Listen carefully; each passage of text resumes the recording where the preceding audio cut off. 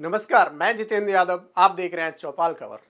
उत्तर प्रदेश के फिरोजाबाद जिले के साहुमई गांव में प्रधान संतोष यादव और फरिया थाना के इंस्पेक्टर बैजनाथ सिंह द्वारा महिला उत्पीड़न जागृति अभियान चलाया जा रहा है, जिसके अंतर्गत 1 दिसंबर को गांव के पंचायत घर में महिलाओं के ऊपर होने वाले हिंसा के विभिन्न रूप जैसे शारीरिक हिंसा, आर्थिक हिंसा और घरेलू हिंसा के बारे में जागरूक किया गया।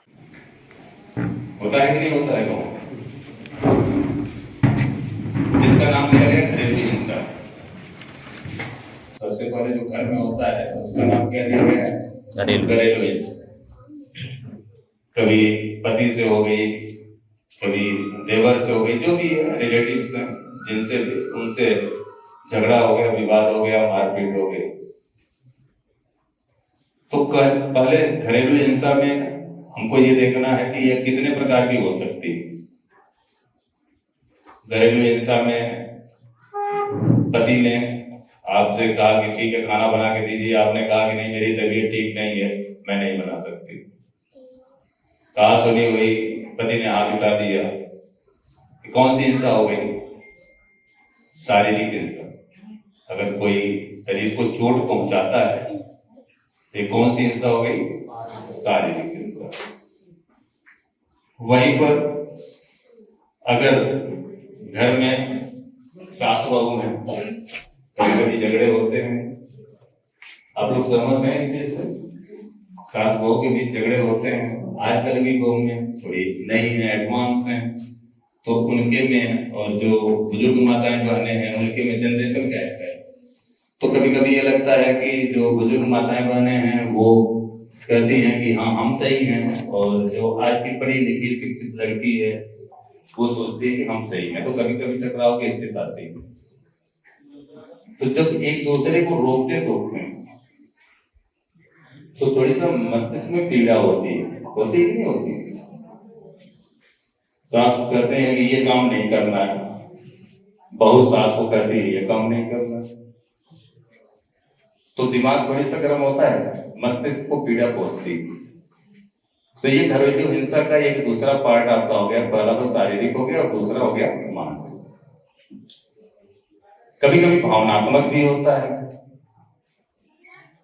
घरेलू हिंसा का एक पार्ट तीसरा भी है, भावनात्मक भी होता है। समाज में ऐसा होता है जहां इस ढंग की दिक्कतें होती हैं। कभी बहू दहेज में कम सामान लाई तो कभी सास, तो कभी ननद, तो कभी देवर, तो कभी पति कह रहे हैं कि तुम तो दहेज में कुछ लाए नहीं। बहू माँ से बात कर रही है, नहीं तुम्हें बात नहीं करना है, तो मन को ठेस लगती है। जब मन को ठेस लगती है, भावनाएं आहत होती हैं, तो वो हिंसा का कौन सा रूप हो गया? भावनात्मक हिंसा। हमको समझना होता है ये आती है यौनिक हिंसा। उसके बाद एक लास्ट घरेलू हिंसा में एक और हिंसा जिसको कि बहुत लोग आकलन नहीं करते, हमारी माताएं बहनें आकलन नहीं करते। आप लोग मैम सर्विस करते हैं, एटीएम कार्ड आप लोगों के पास है? किसके पास है? बता दीजिए। देखिए बहुत सीधा सा है, आप सर्विस कर रही हैं, ठीक है, सैलरी आती है महीने की, आपके खाते में जाती है। आप जो है एटीएम कार्ड मैंने इसीलिए पूछ लिया, बहुत क्लियर कट रहता है, ये सारे लोग जानते हैं कि कहाँ होगा। तो पतिदेव बताते हैं कि ये खर्च करना है और ये नहीं करना है। ये कहेंगे नहीं अब की बार ये चीज आनी है, नहीं अब की बार ये चीज आनी है। तो ये एक आर्थिक हिंसा है। ये जो है एक आर्थिक हिंसा है। पुरुष आज जमीन खरीदने जाता है तो महिला के नाम से खरीदता है। क्यों? क्योंकि छूट मिलती है। और यहाँ पे बैठे हैं हमारी माताएं बहनें, बताइए अगर आपके नाम जमीन है तो आप बेच सकती हैं क्या? नहीं ना। मैं भड़का नहीं रहा हूँ आप लोगों को, लेकिन मैं बता रहा हूँ कि ये एक हिंसा का, घरेलू हिंसा का एक प्रकार है। ठीक है, आप तो प्रधान हैं, मैं कई गांव में गया, जब मुझे प्रधानपति बैठे बगल में मिले तो मैंने कहा कि प्रधान जी कहाँ हैं और उनको क्यों नहीं बैठाया गया। हम अगर घर में हैं, हमारे घर की महिला है, हम उनको बता सकते हैं कि आप इस मंच पे बैठेंगे और आपको ये चीजें बोलना है। कोई दिक्कत नहीं है, बोल लेंगे। लेकिन नहीं, ये तो चलता है चलता है चलता है, वो तो प्रधान हो जाती है।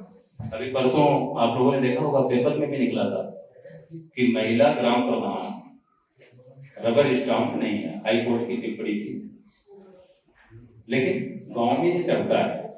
तो इस चीज को बदलने की जरूरत है। ये जो चीजें हैं मैंने अभी जो आप लोगों को बताया, इसको बदलने की चीजें हैं। तो हम हिंसा के प्रकार जानते हैं।